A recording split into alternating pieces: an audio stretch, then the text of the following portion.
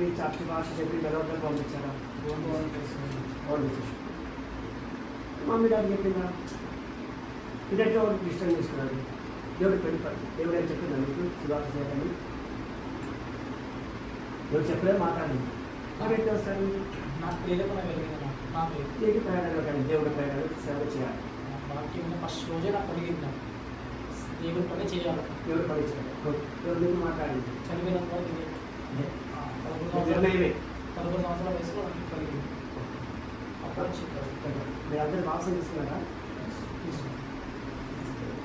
వాక్సం లేక ఎట్లా మీరు అనుకూలించడానికి వస్తారు? ఈ చర్చ వెళ్ళారా మీరు?